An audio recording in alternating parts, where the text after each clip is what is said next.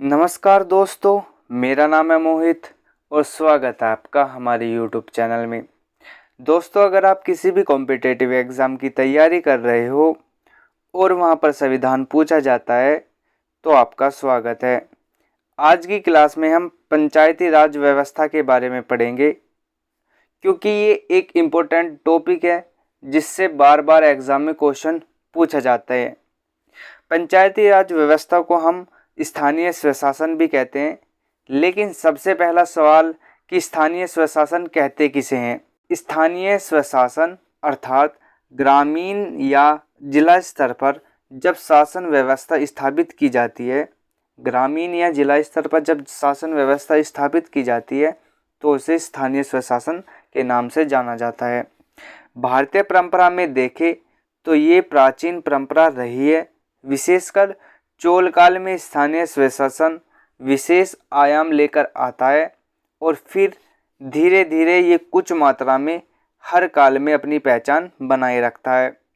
मध्यकालीन भारत में राजतंत्र मजबूत होने की स्थिति में स्थानीय स्वशासन को विशेष महत्व नहीं मिला, लेकिन ये भारतीय परंपराओं में एक नियमित गति से आगे बढ़ते रहा। जब ब्रिटिश काल आता है तो ब्रिटिश काल में भी यह अपनी पहचान नहीं खोता है। कहीं ना कहीं स्थानीय स्तर पर इसकी व्यवस्था जो है देखने को मिलती है। अगर आज़ादी की बात करें तो गांधीवादी विचारधारा के जितने भी लोग थे, जैसे दादा भाई नौरोजी, गांधी जी, इन सभी ने स्थानीय स्वशासन को महत्व दिया और पंचायती राज व्यवस्था को महत्व दिया तथा भारतीय संविधान में इस व्यवस्था को लागू करने पर पुरजोर समर्थन किया। लेकिन जो डॉक्टर भीमराव अंबेडकर थे वो इसके विरुद्ध थे। देखो, प्रारंभ में पंचायती राज व्यवस्था भारतीय संविधान में अनुच्छेद 40 में राज्य के नीति निर्देशक तत्व के तहत मिलता है। ठीक है, पंचायती राज व्यवस्था का वर्णन भारतीय संविधान में अनुच्छेद 40 में राज्य के नीति निर्देशक तत्वों के तहत मिलता है। देखो, यह राज्यों पर बाध्यकारी नहीं था, अर्थात सरकार यदि सक्षम है तो इसे लागू करेगी, नहीं तो नहीं। ये राज्यों पर ही निर्भर था, अर्थात पंचायती राज व्यवस्था को संवैधानिक दर्जा प्राप्त नहीं था। बस इसे अनुच्छेद 40 में और राज्य के नीति निर्देशक तत्वों में संविधान में रखा गया। लेकिन पंचायती राज व्यवस्था अर्थात स्थानीय स्वशासन को लाने का उद्देश्य क्या था? ठीक है, क्या उद्देश्य रहा? तो पंचायती राज व्यवस्था का मुख्य उद्देश्य था लोकतांत्रिक विकेंद्रीकरण अर्थात पावर डिस्ट्रीब्यूशन, शक्ति का बंटवारा। पावर डिस्ट्रीब्यूशन से तात्पर्य है कि गांव को सक्षम और मजबूत बनाना। ठीक है, पंचायती राज व्यवस्था का जो उद्देश्य है वो था गांव को सक्षम और मजबूत बनाना। जैसे गांव सक्षम और मजबूत कैसे बनेगा? जब शिक्षा में सुधार होगा, स्वच्छता में सुधार करके, कृषि में सुधार करके, जल संरक्षण आदि से जो है गांव सक्षम और मजबूत बनेगा। और यही पंचायती राज व्यवस्था का उद्देश्य था। 1880 से 1884 के मध्य का लॉर्ड रिपन का कार्यकाल पंचायती राज व्यवस्था का स्वर्णकाल कहलाता है और लॉर्ड रिपन को ही स्थानीय स्वशासन का जनक कहा जाता है। पंचायती राज व्यवस्था के संबंध में कुछ समितियां बनाई गई हैं जो कि निम्नलिखित हैं। सबसे पहली समिति है बलवंत राय मेहता समिति, और बलवंत राय मेहता समिति सबसे महत्वपूर्ण समिति है। इसे आपको ध्यान से देखना है और याद कर रखना है। ठीक है, तो बलवंत राय मेहता समिति 1957 में अपनी रिपोर्ट पेश करती है और यह त्रिस्तरीय पंचायती राज व्यवस्था का सुझाव देती है। ठीक है, बलवंत राय मेहता समिति ने त्रिस्तरीय पंचायती राज व्यवस्था का सुझाव दिया। देखो, त्रिस्तरीय पंचायती राज व्यवस्था से तात्पर्य है गांव स्तर के विकास के लिए ग्राम पंचायत, खंड या ब्लॉक स्तर के विकास के लिए पंचायत समिति और जिला स्तर के विकास के लिए जिला परिषद होनी चाहिए। ठीक है, अप्रैल 1958 को इनकी सिफारिशों को स्वीकार किया और सबसे पहले राजस्थान विधानसभा ने 1959 में पंचायती राज व्यवस्था अधिनियम पारित किया और 2 अक्टूबर 1959 को राजस्थान के नागौर जिले में पंडित जवाहरलाल नेहरू ने पंचायती राज व्यवस्था की शुरुआत की। ये थी बलवंत राय मेहता समिति, जिसने अपनी रिपोर्ट 1957 में दी। इसके बाद जो महत्वपूर्ण समिति आती है वो है अशोक मेहता समिति। इसने अपनी रिपोर्ट 1977 में दी, 1977 में दी और इस समिति ने कहा कि 2 स्तरीय पंचायत होनी चाहिए। एक होगी मंडल स्तर पर मंडल पंचायत और दूसरी होगी जिला स्तर पर जिला परिषद। ठीक है, तो मंडल का तात्पर्य यहाँ गांव से है। तो अशोक मेहता समिति ने 1977 में 2 स्तरीय पंचायत का जो है प्रावधान किया, सलाह दी, ठीक है, सुझाव दिया। और बलवंत राय मेहता समिति ने त्रिस्तरीय पंचायती राज व्यवस्था का सुझाव दिया। इसके बाद जो है GV राव समिति आती है और ये अपनी रिपोर्ट 1985 में देती है। इस समिति ने कहा कि केंद्र स्तर पर जो योजनाएं तैयार होती है उसका विकेंद्रीकरण होना चाहिए तथा जो वास्तविक पंचायत है उसे सत्ता मिलनी चाहिए, शक्ति मिलनी चाहिए ताकि वह अपने कार्यों को कर सके। तो GV राव समिति ने, जिसे राव समिति भी कहते हैं, इसने अपनी रिपोर्ट 1985 में दी और इसके एक साल बाद 1986 में LM सिंधवी समिति ने अपनी रिपोर्ट पेश की। LM समिति ने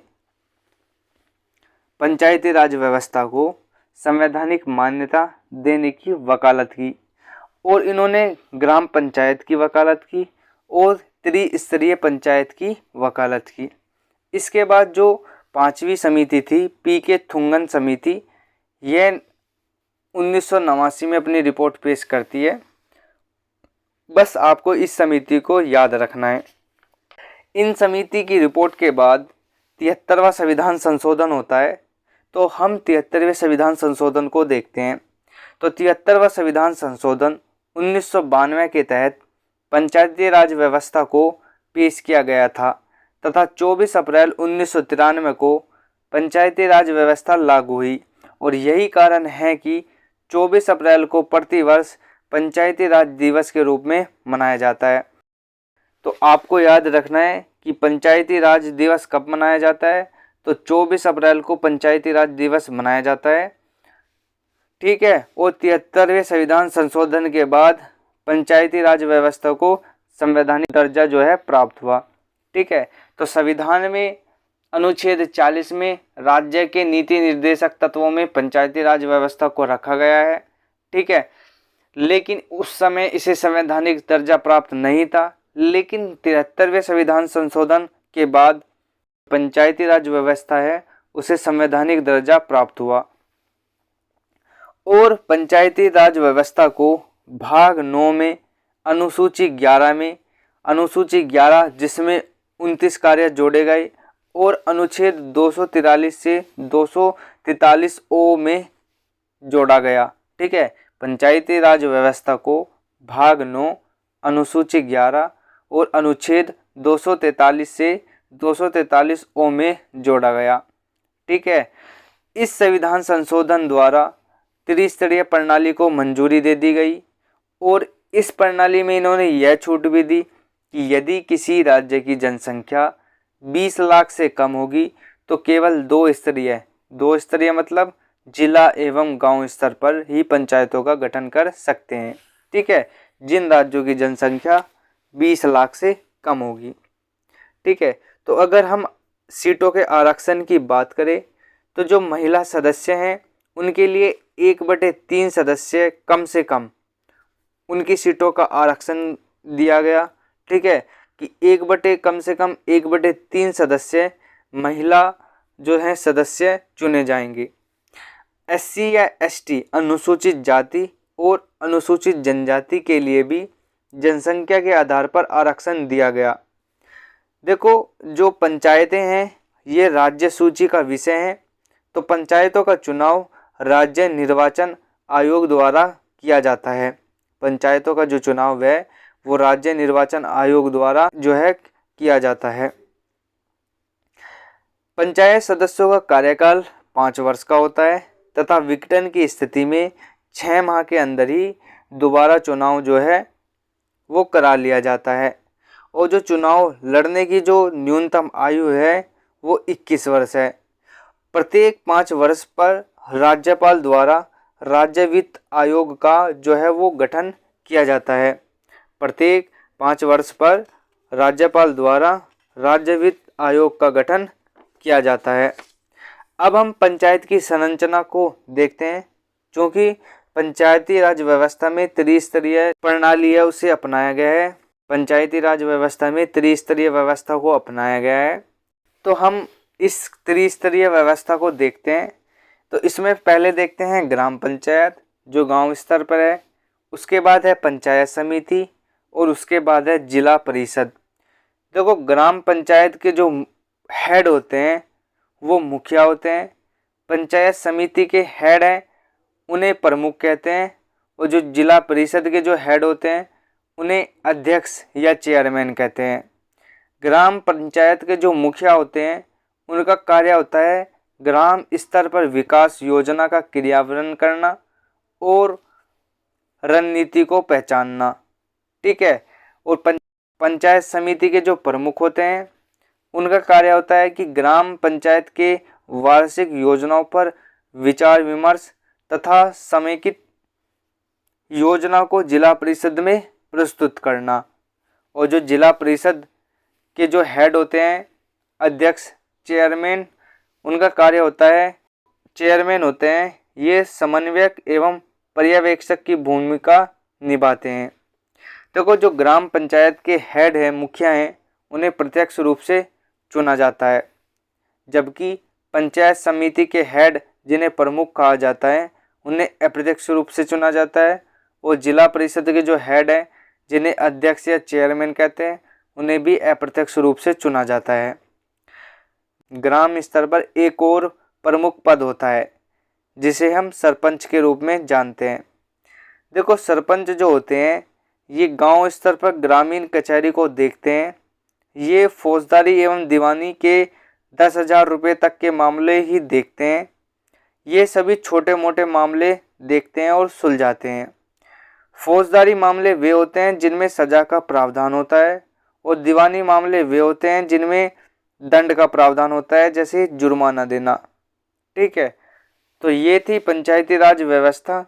यहीं से बार बार एग्जाम में क्वेश्चन पूछे जाते हैं। ठीक है। तो अगर आप इस क्लास को 2-3 बार देख लेते हो तो आपका यह टॉपिक क्लियर हो जाएगा। आपको कभी पंचायती राज व्यवस्था को पढ़ने की ज़रूरत नहीं पड़ेगी। ठीक है। तो उम्मीद करता हूँ ये वीडियो आपको पसंद आई होगी।